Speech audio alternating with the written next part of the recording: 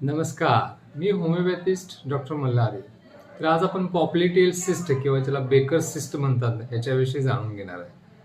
तर हे म्हणजे गुडघ्याच्या मागच्या भागामध्ये जमा झालेलं एखादं गाठ असते आणि तो फ्लूड त्याच्यामध्ये असतो किंवा फुगा असतो किंवा त्याला गाठ म्हणतो आपण. तर हे का आणि कसे होते? ॲक्च्युली आपल्या गुडघ्याच्या सांध्यामध्ये सुलभ हालचाल व्हावी म्हणून सायनोव्हिल द्रव म्हणजे ज्याला सायनोव्हिल फ्लूड म्हणतो आपण, त्या नावाचा एक मऊ वंगणासारखा द्रव असतो. जेव्हा गुडघ्याला काही दुखापत होते किंवा दाह म्हणजे इन्फ्लमेशन होते, तेव्हा शरीर जास्त प्रमाणामध्ये हा द्रव तयार करू लागते. हा जास्तीचा द्रव गुडघ्याच्या मागच्या बाजूला एकत्र होतो आणि तिथे एक मऊ द्रवानं भरलेली गाठ तयार होते, जिला बेकर सिस्ट असं म्हणतात. आता याची मुख्य कारणं काय आहेत?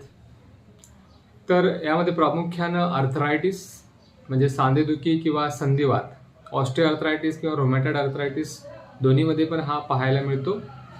गुडघ्याची दुखापत म्हणजे जसं की गुडघ्यातील मऊ हाड जसे ज्याला कार्टिलेज म्हणतो आपण किंवा मेनिस्कस यांचे फाटणे किंवा याची दुखापत, सांध्याचा दाह म्हणजे जॉईंट इन्फ्लमेशन, अशा काही कंडिशन ज्यामध्ये जॉईंटचं इन्फ्लमेशन म्हणजे दाह होतो.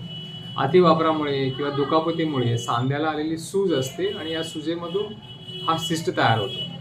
तर याची लक्षणे काय आहेत? गुडघ्याच्या मागे सूज किंवा फुगवटा, उभे राहिल्यावर किंवा पाय सरळ केल्यावर ही गाठ जास्त स्पष्ट दिसते.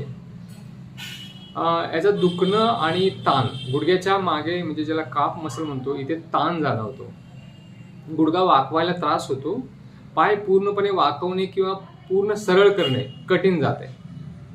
दुसरी गोष्ट याच्यामध्ये अनुभवाला येते तो घट्टपणा, ज्याला आपण स्टिफनेस म्हणतो. विशेषतः हालचाल करताना किंवा व्यायाम करताना त्रास होणे आणि पेशंटची मोबिलिटी त्यामुळे अफेक्ट होऊ शकते. तर आता होमिओपॅथीमध्ये बेकर सिस्ट किंवा पॉप्लिटियल सिस्ट ज्याला म्हणतो त्यासाठी भरपूर उपचार उपलब्ध आहेत. तर मुख्य दृष्टिकोन केवळ गाठ बरी करणे हा नसून होमिओपॅथीमध्ये तर ती कशामुळे तयार झाली, म्हणजे उदाहरणार्थ की आर्थरायटिस, स्नायूंची दुखापत किंवा सांध्याचा दाह, हे शोधून त्यावर मूळ कारणावरती उपचार केले जातात.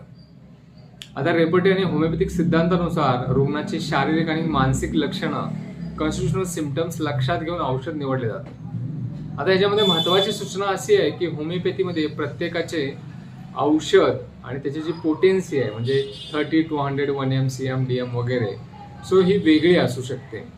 त्यामुळे स्वतःच्या मनाने कोणतेही औषध घेण्याऐवजी तज्ज्ञ होमिओपॅथिक डॉक्टरांचा म्हणजे रजिस्टर्ड होमिओपॅथिक प्रॅक्टिशनरचा सल्ला घेऊन पूर्णपणे केस टेकिंग करून डिटेल्स घेऊन मगच उपचार करून घ्या.